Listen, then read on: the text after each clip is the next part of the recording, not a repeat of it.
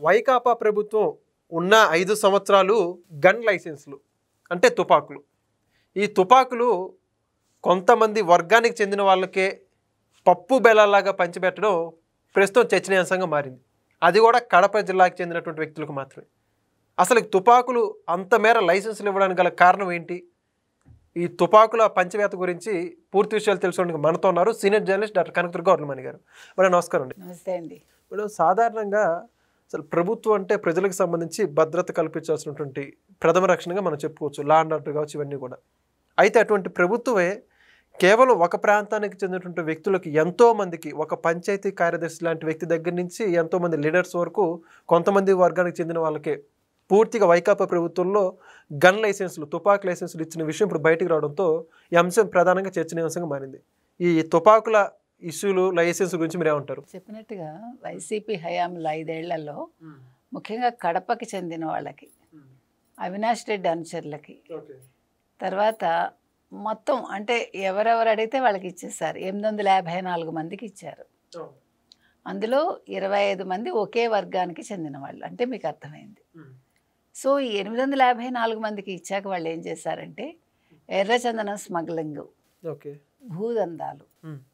అంటే ఇప్పుడు మీరు నా మాట వినలేదు, ఊళ్ళో మిమ్మల్ని గన్ తీసుకుని బెదిరిస్తాను నేను, అడిగేవాడు లేడు, చచ్చినట్టు మీరు అది నా పరం చేస్తారు. అలా జరిగింది. అంటే వైసీపీ ప్రభుత్వ హయాంలో మనం ఇంతవరకు విన్నవేంటి?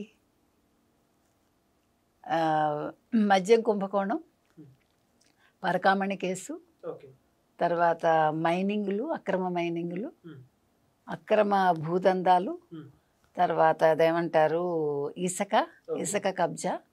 మీకు గుర్తుంటే కనుకైతే మట్టి కూడా పట్టుకెళ్ళిపోయారు. ఎక్కడ చెరువుల దగ్గర, అది ఆ చుట్టుపక్కల గ్రావేలు అవన్నీ పట్టుకెళ్ళిపోతే ఆ చెరువుల దగ్గర మట్టి కూడా ఇదైపోయి లూజ్ అయిపోయి, మీకు అది కూడా తెలుసు.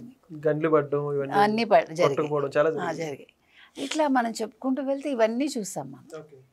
ఇవాళ కొత్తగా గన్ లైసెన్సులు అంటే మీరు 5 ఏళ్ళు ఒక చంబల్లోయలో జరిగినట్టు జరిగిందా కడపలో? మీకు చంబల్లోయ గురించి తెలుసు కదా, పూలందేవి చరిత్ర మనకు తెలుసు.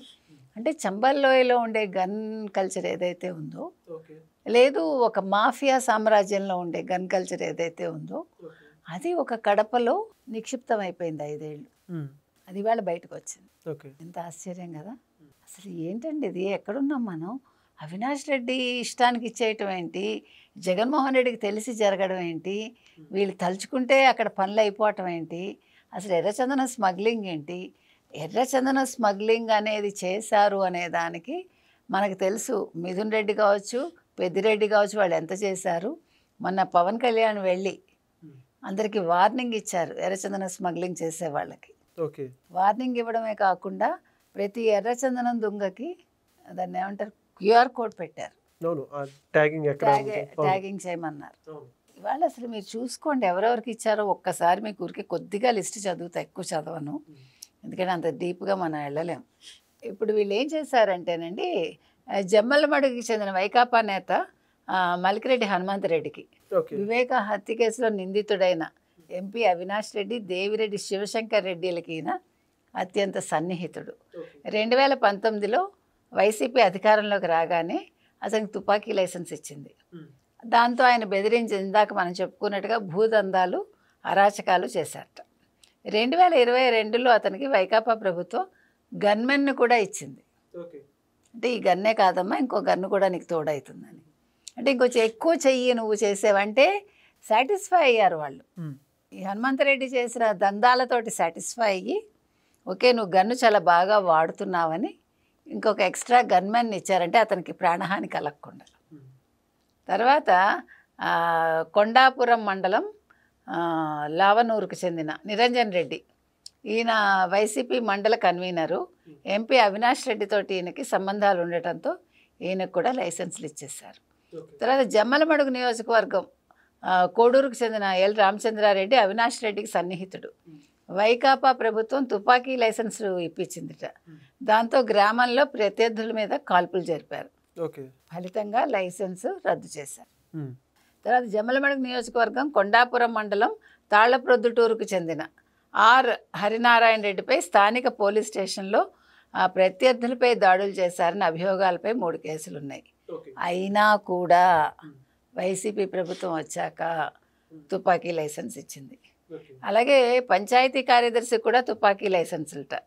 గురుమోహన్ గతంలో పెద్దముడియ మండలంలో పంచాయతీ కార్యదర్శిగా పనిచేశారట, అయినా ఆయనకి ఇచ్చారు. అదేవిధంగా ఇంకొకటి చెప్తాను మీకు, మైలవరం మండలం గొల్లపల్లికి చెందిన వెంకట శివారెడ్డికి సైతం వైకాపా కార్యకర్త కావడమే అర్హతగా లైసెన్స్ ఇచ్చేశారు. సో ఇందాక నేను చెప్పినట్టుగా తుపాకీ లైసెన్సులు తీసుకుని ఎర్రచందనం స్మగ్లింగ్ చేశారు. రాష్ట్ర ఫుడ్ కమిషన్ చైర్మన్ చిత్తా విజయ్ ప్రతాప్ రెడ్డి వైసీపీ హయాంలో తుపాకీ లైసెన్స్ తీసుకున్నారు. ఇంకా మీరు ఇట్లా వెళ్తూ ఉంటే సో లోతైన విచారణ దీని మీద జరగాలి. అప్పట్లో వైసీపీ నాయకుడు అయితే చాలు తుపాకీ లైసెన్సులు ఇచ్చేశారు. వీళ్ళందరూ ఏం చేశారు, ఎంత అరాచకాలు సృష్టించి.